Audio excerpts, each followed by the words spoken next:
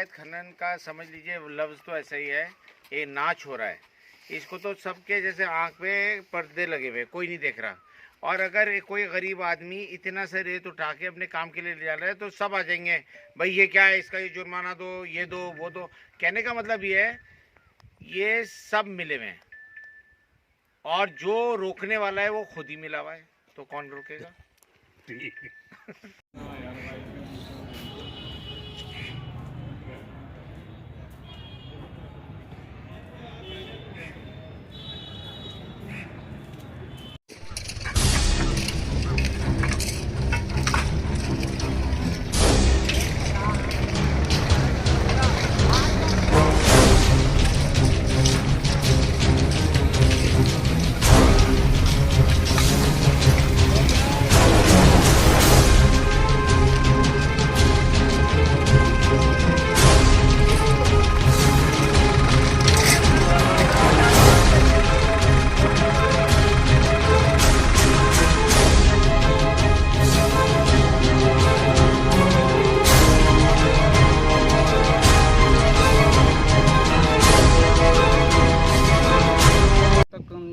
प्रयास बहुत कर रहे हैं और ये समझ लो जी, हमें लगभग हर साल 3 लाख रुपए अपनी ज़मीन में बचाने के लिए दीवार वगैरह में लगाने पड़े हैं।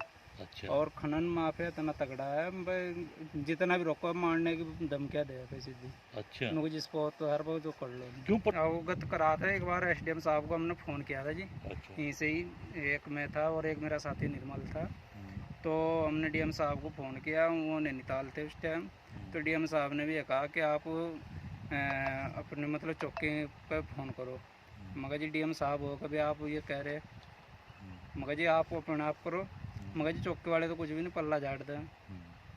थाना कौन सा पड़ता है आपको? थाना हमारा तो बुग्गाड़ा पड़ता है जी। अच्छा जी, और इधर ये उसमें पड़ता है भगवानपुर। अच्छा, पल्ली साइड में भगवान। यहाँ से स्टार्टिंग हो जाता है जी। नहीं, ये जो खनन हो रहा है ये तो जंगलात वन विभाग का भी है। नहीं, वन विभाग तो बाहर है जी। वन विभाग का क्षेत्र उधर ये पेड़ है जी। अच्छा। उससे पर है वन विभाग। तो यहाँ पर किस किस की जगह है? ये सब काश्तकारों की है जी। अच्छा। अरशद खान जी की है, हमारी है। अच्छा। और हमारे और जो साथी हैं उनकी है, पड़ोसियों की। नहीं तो क्या करे साहब, मतलब हम तो बताओ प्रशासन को बहुत कहा है जी, प्रशासन जब कुछ करता ही नहीं सुनो।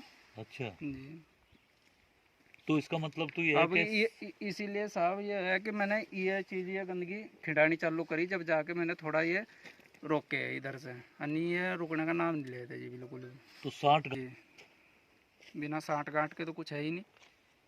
अच्छा।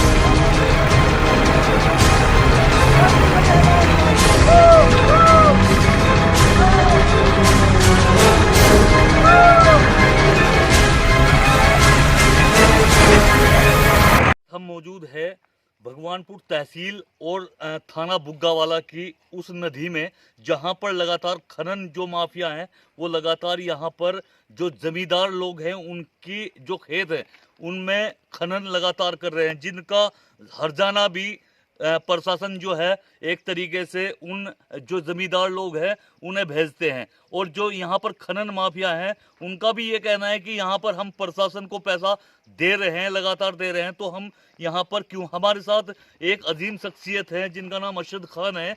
उनका यहाँ पर जगह है, ज़मीन है, और उनसे बात करेंगे कि उनकी ज़मीन में कितना यहाँ पर लगातार खनन हो रहा है और इन्होंने यहाँ पर किस किस लोगों को, किन किन अधिकारियों को शिकायत की है। जी अरशद खान साहब, आपका स्वागत है। जी नमस्कार।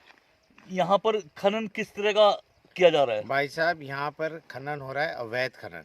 और हमने बहुत दिनों पहले भी, 1 महीने पहले भी कंप्लेंट करी थी, जिसमें कुछ पुलिसकर्मी यहाँ पर जो थाने के हैं उन्होंने उल्टा हमारे लोगों को धमकी दी कि हमारे बारे में, खनन के बारे में कहीं जिक्र ना किया जाए। आप ये देख लीजिए, ज़मीन 40 फुट नीचे चली गई है। ये देखिए, ये मेरी ज़मीनें हैं। अब इन ज़मीनों में क्या होगा, जब खनन अफसर यहाँ पर आके जांच करेंगे, आज नहीं 6 महीने बाद, तो 2 या 3 करोड़ की हम पे पेनल्टी लगेगी। लेकिन मैं ये जानना चाहता हूँ कि ये पैसा अगर गांव वाले खोद रहे हैं और जिन क्रशरों में ही जा रहा है, वो क्रशर किस आधार पे चल रहे हैं, उनके कच्चे माल के पट्टे कहाँ हैं? वो लोगों की ज़मीनें खोद खोद कर अपना क्रशर चला रहे हैं, प्रशासन को पैसा बांट रहे हैं, लोगों की जेबों में पैसा जा रहा है, और मरेंगे हमारे जैसे लोग जिसको पेनल्टी आएगी करोड़ रुपए, 2 करोड़ की। तो हम इसमें क्या करेंगे? मैं ये रिक्वेस्ट करता हूँ मुख्यमंत्री जी से और ऊपर जो भी आदमी इंचार्ज है कि इन लोगों को पता करें कि ये पैसा किसकी जेब में जा रहा है और कौन इस खनन को करा रहा है। और हमारी रिक्वेस्ट ये है कि ये खनन किसी तरह रुक जाए, क्योंकि हमारे भाई कहते हैं आप क्या करें, हमारे आदमी आते हैं, मैं नहीं हूँ तो उधर डंडे धमकी देते हैं। ये फार्म वाले आसपास है, कोई उनके खिलाफ बोलने को तैयार नहीं है। लेकिन आप देखिए, कल रात भी कम से कम 50 ट्रैक्टर यहाँ पे खनन करके गए सुबह 9 बजे तक। आप ये बताइए हम क्या करें? प्रशासन को भी मालूम है, प्रशासन को सब कुछ मालूम है। प्रशासन को रिस्पॉन्सिबिलिटी लेनी पड़ेगी। मैंने आज ही कहीं 2 जगह फोन करके पूछा है कि मेरा इसमें रास्ता क्या है।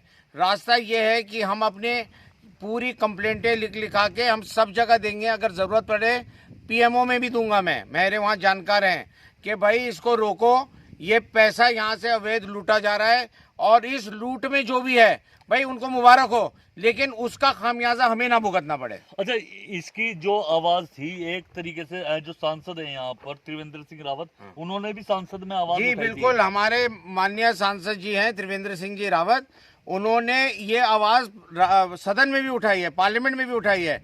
और उन्होंने कहा है कि क्योंकि क्या होता है, कुछ लोग अपने फायदे के लिए हैं, बाकी गांव वालों की ज़मीनें खुद रही हैं। वो गांव, चलो हमारे पास थोड़ी ज़मीन और भी है, लेकिन गांव वाले जब उसका रात को खोद के चले गए 10 बीघा, वो तो सड़क पे आ गया। उस 10 फुट के गहरे गड्ढे में वो क्या उगाएगा? गेहूँ उगाएगा।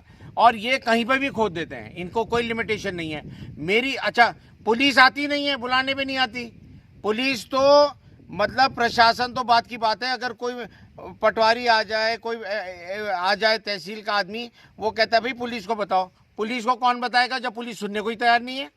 अच्छा, हमारे साथ एक और आदमी है जो इनके नौकर हैं, वो भी यहाँ पर आए थे। तुम्हारे साथ क्या हादसा हुआ था यहाँ पर जब आप आए थे? मैं आया था जी 9-10 बजे आया था सुबह के टाइम जी। मेरे पीछे क्वाडी डंडा है, फोड़े लेकर भागे कि तुम्हारा कुछ नहीं है, तो नदी है। अच्छा। कि जमीन नहीं है तुम्हारी है। तो और क्या कहा उन्होंने कहा कि तो हम लोग पैसे दे रखे हैं, सरकारी कर्मचारियों को पैसे दे रखे, हम तो करेंगे खनन। अच्छा। और मेरे पीछे फोड़ा डंडा लेकर भागे थे जी। अच्छा जी। अगर यहाँ पर रोका भी एक तरीके से जाता है तो उनके पीछे लाठी डंडे लेकर दौड़ा जाता है। खनन माफिया के हौसले इतने बुलंद है कि वो यहाँ पर जो शख्सियत है, जो यहाँ पर बड़े लोग हैं, बड़े जमींदार है, एक तरीके से उन्हें भी नहीं समझ पाते। असद खान का ये भी कहना है कि भाई अगर यहाँ से हमारी जगह से ये खनन कर रहे हैं और जो यहाँ पर क्रेशर है वो भी खनन कर रहे हैं, तो इसका जो हर्जाना है वो हम क्यों दें? और वास्तव में ये सच्चाई भी है। अगर यहाँ पर जो खनन कर रहे हैं तो हर्जाना भी उन्हें ही देना चाहिए। हालांकि खेत जो स्वामी है वो यहाँ पर कब तक पहरा देगा और किन लोगों का पहरा देगा, ये तो काम प्रशासन का है। जो यहाँ पर इन्होंने बताया कि 4 बजे से सुबह शुरू हो जाते हैं ट्रैक्टर और सुबह 9, 10, 11, 12 बजे तक यहाँ पर जो ट्रैक्टर है वो लगातार खनन में चलते हैं। लेकिन जो यहाँ का प्रशासन है उनकी कानों तक जूं तक नहीं रेंग पाती, जो अपने आप में एक बड़ा सवाल है। हालांकि ये खनन का मामला जो है, ये त्रिवेंद्र सिंह जो रावत है, हमारे सांसद हैं हरिद्वार के, उन्होंने भी संसद में इन मुद्दा उठाया था, मगर सरकार अंधी हो चुकी है। एक तरीके से मैं कहूँगा कि खनन माफियाओं पर कार्रवाई करने से आखिर क्यों बच रही है, जो अपने आप में एक बड़ा सवाल है। अब देखना दिलचस्प होगा। हमने खबर को प्रमुखता से चलाया है, क्या इन पर खनन माफिया जो हैं, जो स्टोन क्रेशर वाले हैं, इन पर कार्रवाई हो पाएगी या नहीं, ये तो आने वाला वक्त ही बता पाएगा। अपना कैमरा पर्सन के साथ मेरा ओकरम, भगवानपुर।